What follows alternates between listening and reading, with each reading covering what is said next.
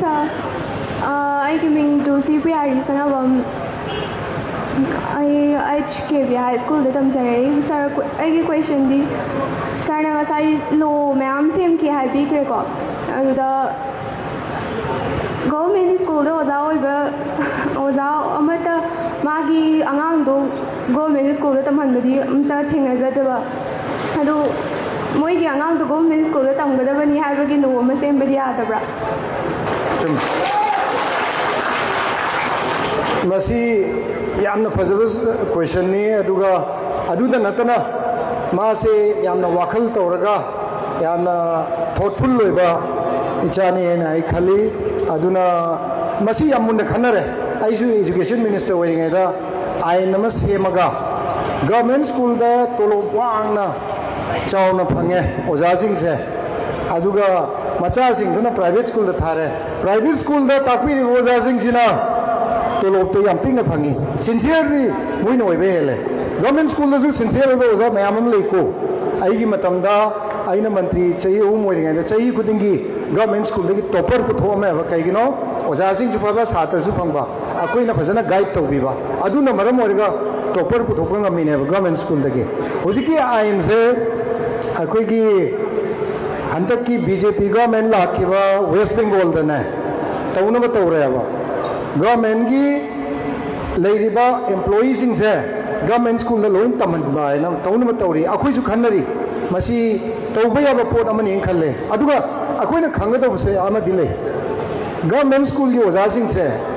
masing se yam hena andana leire ba jik se ai matam da su oja se lising amarom hapchalam mani yade no maleptana pegi retire ni tawri oja se hap to ya da ba hoji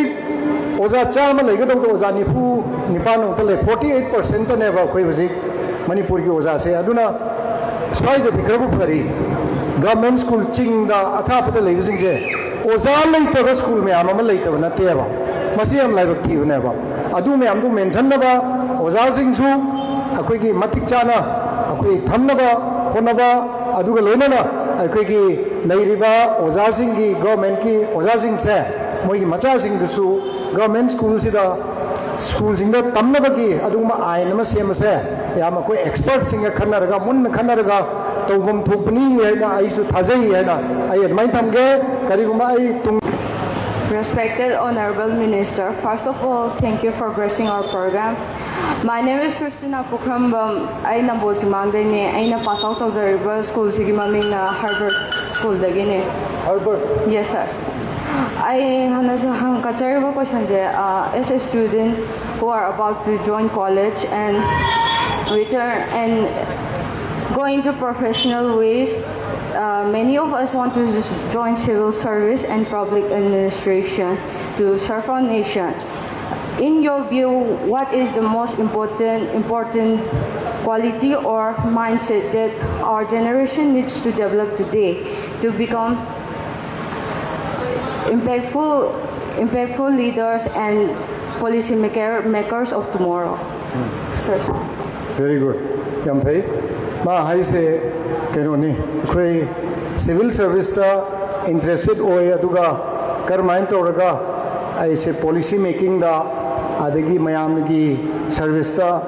adagi karmai career afaba civil servants oina akoi agadagi haibni ko asa aina hai gi ba haurakudagi speech da ayam di yaure aina hai se discipline oiba career goal khanba ningba kanba si mayam se loina dakar leba aduga loina na aigi hausi aigi leiriba capabilities hai amukka hai na karmain toraga thagalan sige haibatu madusu khanbam changya ba haibati karmain tor thagalan ni haibati ngasai na haibdo nangna huje hoganaga policy maker oiningi karmain to gani haiba question nangi se si nangi growth process se haurabana ba you have started the process of growth. Haibadi nangon the confidence leidana ai question sima hangaga ai smile todana ai si ai khang no hona gi haiba knowledge seek to ba se ya maru eba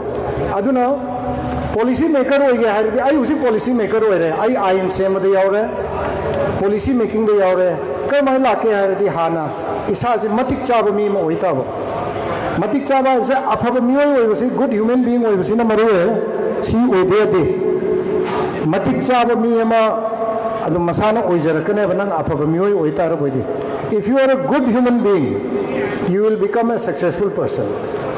aduna hana good human being migi awana khangba migi mateng pangba si kaube ate family dagi horakani nangi yumda nangi ima ipagi nangi brother sister gi mateng pangbado society da masan thokjarakani aduma number 1 personal quality number 2 hard work yanna no makanba without hard work nothing will discipline warasu hard work yaudadi yaroi noina ngasi phammi se 80% phangai se hard work sina 90% never 90% hard work 10% inspiration never chumiko aduna inspiration ju changi to goda hard work se akoi manipur se talent am leiba mi sing se akoi ki satra satri sing youth sing se sports culture lairik lai surasu akoi yamna mi yamdrasu around 30 lakhs oirasu ko akoi ji am talented weva to godabu as policy maker as leaders sing oina as mayam miud oina aikhoina naha sing se thabak kan suji hard work tawsi ane encourage tawsi am changya hard work yaudana kanna honadana si mafam sida lepa ngasi ai singang go phangbugi wa leite ab hard work tuna ne ngasi lepi se ai nangju sida lepa ka doise hard work tuna wa ka doina ba tawudabu manipur gi youth sing se koina inspire tawraga no kanna nondaba yade kanna thabak sudaba yade kanna honadaba yade haibse we along with discipline hard work aduga loina afaba wakal khanba mayam se tawrakanda afaba khunai afaba miyoi oirakanda afaba khunai lakani afaba khunai lakanda afaba state manipur lakadoine aba aduna miya mamna isa isana daita lojaba taba aigi damakta aina aigi daita lotare aigi family gi mathangda lakani aigi laikai gi lakani aigi khungang gi lakani aigi district ki lakani aigi manipur gi lakani mathang mathang suaina step by step lakanda akoi chaukatpa akoi gi aduma afaba oigadori bani aduna policy maker oigi haradi do hard work be disciplined and think good afaba wakan khallo aina politics yauri se policy maker oigi se aina khanjaba am leba mayam gi afaba ka tawjagi ano ngamma ngamdamna amani ko hona da diya deba hona base karino hard work do good satha satha singda aina ngasi haise remember again do good aduga amana noigi nungti gi tawriba tawbom thokpa tawbudo aduna noigi future lepkadoribani nungti gi marmo adu edi future soidana noigi bright oigani haiba wafam gazi thamjaraga mayam punapu amagana thagachari thank you adudi ai keno se kitan tawjaram gi ai gi site gi function gi organizer sing da then president na tawjaram gi